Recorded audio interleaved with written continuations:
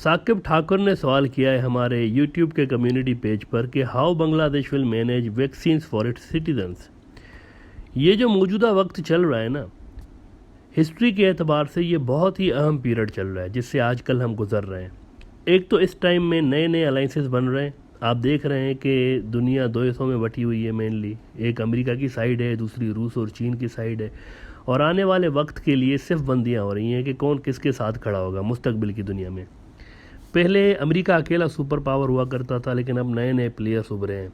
लेकिन इसके साथ ही ये वक्त इस एतबार से भी अहम है मुल्कों के लिए कि अपने पराये की पहचान कुदरत हर मुल्क को करवा रही है।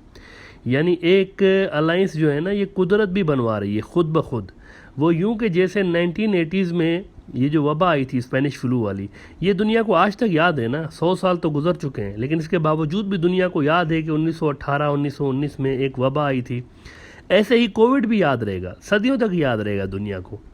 और फिर ये भी मुल्कों की हिस्ट्री में लिखा जाएगा कि जब यहाँ पर वबा आई थी इन मुल्कों के अंदर, तो दुनिया के किस किस मुल्क ने इस मुश्किल की घड़ी में उस मुल्क का साथ दिया था।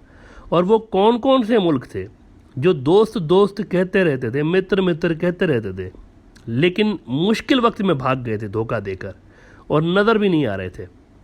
तो इस वक्त एक हिस्ट्री लिखी जा रही है हर मुल्क की, बांग्लादेश समेत। अभी तक बांग्लादेश की कोविड की तारीख में आपको क्या मिलता है? अगर आप एनालाइज करें ना पूरे सारे अरसे को, जब से कोविड आया है, तो आपको क्या हिस्ट्री नज़र आती है? ये हिस्ट्री नज़र आती है कि बांग्लादेश का एक पड़ोसी है इंडिया, जो कि हमेशा दोस्त दोस्त मित्र इस तरह की बातें कहता रहता था बांग्लादेश के साथ। डेकेड्स से, कई डेकेड्स से उनका हर मंत्री आकर कहता था कि आप तो हमारे मित्र हैं। इंडिया ने कोविड की वैक्सीन के नाम पर बांग्लादेश को लूटा, उसके साथ चीटिंग की, उससे पैसे लिए लेकिन वैक्सीन नहीं दी, और वो पैसे बांग्लादेश के उसने अपने लोगों की वैक्सीन बनवाने पर लगाए। ये हिस्ट्री में लिखा जाएगा।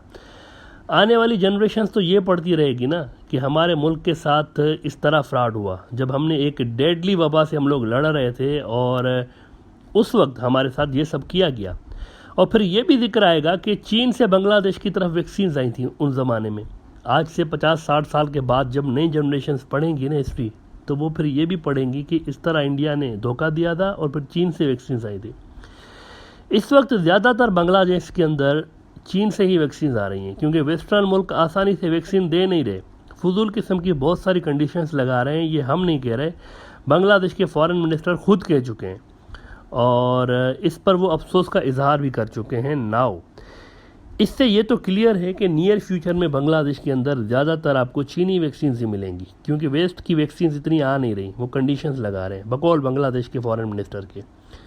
और इसके अलावा भी कुछ मुल्कों से छोटे छोटे कंसाइनमेंट्स मिलते रहेंगे, लेकिन मेनली चीन से ही सप्लाई जारी रहेगी वैक्सीन की। बांग्लादेश से इंडिया ने पैसे ले रखे हैं, लेकिन दिसंबर तक कम से कम भूल जाएं कि इंडिया से कोई प्रॉपर एक्सपोर्ट शुरू हो सकती है, क्योंकि इंडिया ने अभी तक सिर्फ अपनी 3.8% आबादी को ही वैक्सीनेट किया हुआ है। और जाहिर है कि वहाँ पर एक ह्यूज आबादी है।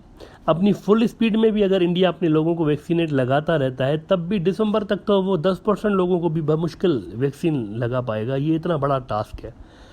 तो वहाँ से इस साल तो बड़ी तादाद में वैक्सीन्स का बांग्लादेश आना मुमकिन नहीं है। चीन से कॉन्ट्रैक्ट हो चुके हैं। ये भी हम आपको बता दें कि बड़े पैमाने पे वैक्सीन की ख़रीदारी के लिए बांग्लादेश ने चीन से कॉन्ट्रैक्ट्स कर लिए हैं और वहाँ से सप्लाई भी आ रही है, लेकिन इंडिया से मुकम्मल तौर पर सप्लाई स्टॉप है। इसके अलावा रूस भी एक बड़ा फिजिबल ऑप्शन है, उसकी भी वैक्सीन्स आने वाले दिनों में आपको बांग्लादेश के अंदर ज़्यादा क्वांटिटी में आती हुई नज़र आएगी। बांग्लादेश इस सिलसिले में बात भी कर रहा है रूस के साथ। तो मेनली चीन और फिर उसके बाद रूसी वैक्सीन आपको बांग्लादेश की मार्केट में आवाम को लगती हुई नज़र आएगी इस साल। लेकिन जो भी है, हिस्ट्री में ये लिखा जाएगा कि इन सालों के दौरान क्या हुआ था, कौन सा मुल्क हमारे साथ खड़ा हुआ था, कौन पीठ दिखा के भागा था। और हिस्ट्री में मोदी जी का ये एक मुनाफिकों वाला जुमला भी लिखा जाएगा, जो कि उन्होंने बांग्लादेश की ज़मीन पर खड़े होकर कहा था कि हम इस बात पे बिलीव करते हैं कि दुनिया पूरी फैमिली है और पूरी दुनिया को हम अपनी फैमिली मानते हैं। और फिर जब वो इंडिया वापस गए थे तो वैक्सीन के एक्सपोर्ट पर बैन लगा दिया था, बांग्लादेश की वैक्सीन बंद कर दी थी। बांग्लादेश में खड़े होकर पूरी दुनिया को फैमिली कह के गए अपनी, और उधर जाकर अपनी फैमिली के लिए यानी बांग्लादेश के लिए वैक्सीन बंद कर दी उन्होंने। और साबित कर दिया कि दुनिया को फैमिली नहीं माना जाता इंडिया के अंदर, बीजेपी के इंतहा पसंदों की जानिब से प्रैक्टिकली। ये सिर्फ जुमला बातें होती हैं। अगर वो वाकई अपने कुटुंबन वाले जुमले को दिल से मानते ना कि दुनिया पूरी फैमिली है हमारी, तो इस फैमिली के लिए वैक्सीन बंद ना करते, सिर्फ इंडिया के लिए वैक्सीन को जारी ना रखते, बाकियों को भी देते। मां काली का वरदहस्त आज मानव जात जिस कोरोना के कारण अनेक संकटों से गुजर रही है, मां से यही प्रार्थना है कि पूरी मानव जात को इस कोरोना के संकट से जल्द मुक्ति दिलाएं।